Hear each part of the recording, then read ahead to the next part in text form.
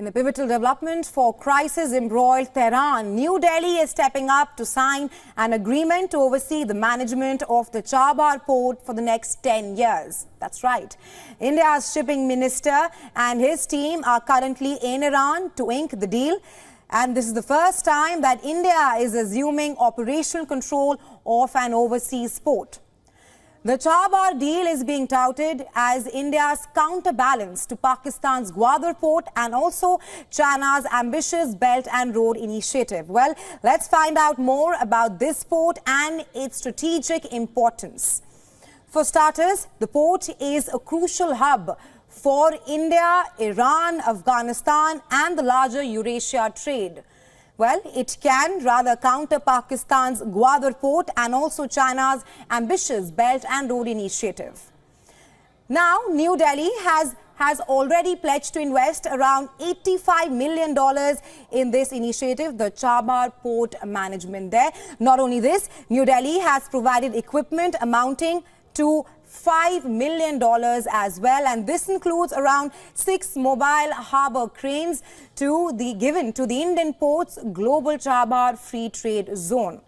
According to current agreements, India operates and equips multi-purpose containers and also terminals at the Iranian port. Meanwhile, plans are also in place for the 630-kilometer Chabahar-Zahidin Railroad project to enable better connectivity to the port. Now, Chabahar Port featured prominently in discussions between Indian Prime Minister Narendra Modi and the Iranian President during last year's BRICS summit in South Africa in August. It was also discussed in November during their telephonic exchange on the Gaza crisis. It is important to note here that the initial agreement on Chabahar was inked in 2016 when Modi visited Iran. In 2018, discussions on enhancing India's role at the port were held during then Iranian President Hassan Rouhani's visit to India. The matter was also broached when Foreign Minister S. Jaishankar visited Tehran in January 2024.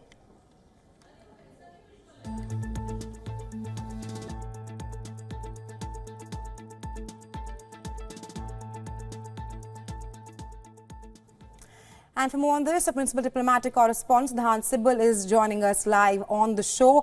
Hi, Siddhant. India is all set to ink 10-year Chabahar Port with Tehran, marking its first overseas port venture. Talk to us about how this will increase New Delhi's connectivity in the larger Eurasian trade. Well, India, of course, has always been keen to make sure it has connectivity across its left and, of course, right, essentially meaning that when it comes to Chabahar Port in Iran or the Sittwe Port in Myanmar. What today is happening is significant in terms of removing any kind of bottlenecks in terms of how India engages on Chabahar Port. There was a legal issue in terms of if there is a dispute, where will it get resolved. These kind of nitty-gritties are now resolved under the 10-year pact that will be signed later today with the Indian minister, shipping minister present on the ground. He left earlier today from Delhi on a special Indian Air Force plane to travel to Iran and sign that contract. Now, India has been emphasizing that how Chabahar opens the gate for India when it comes to not only connectivity with Iran but also connectivity with Afghanistan, with Central Asian countries, and can form a key part of the international north-south transport corridor. Now, we know that when it comes to this port, it was in 2016 that first time the pact was signed. India, of course, has sent equipments as well, this despite the sanctions on Iran. So it shows long-term commitment from both sides, especially from the Indian side, in making sure that Chabahar becomes a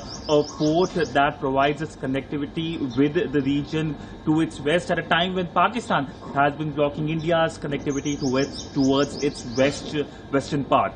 Right, Siddhant, apart from connectivity, the Chabahar Port is also being touted as India's counterbalance to Pakistan's Gwadar Port and China's ambitious Belt and Road Initiative. Talk to us more about how this deal between India and Tehran will have regional ramifications.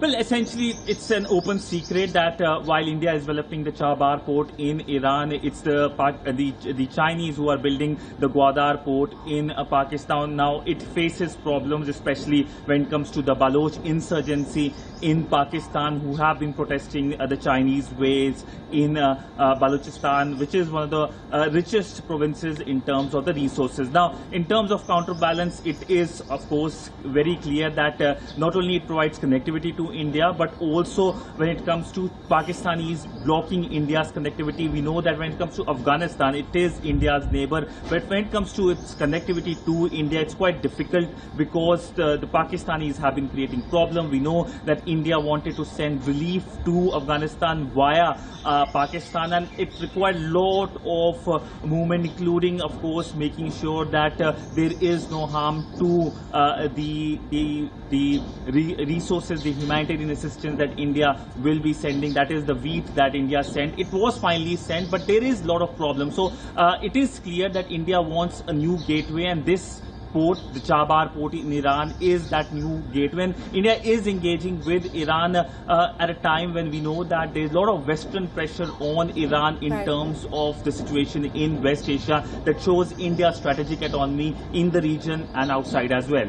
Right, Sudan, thank you so much for joining us on the show with your insights.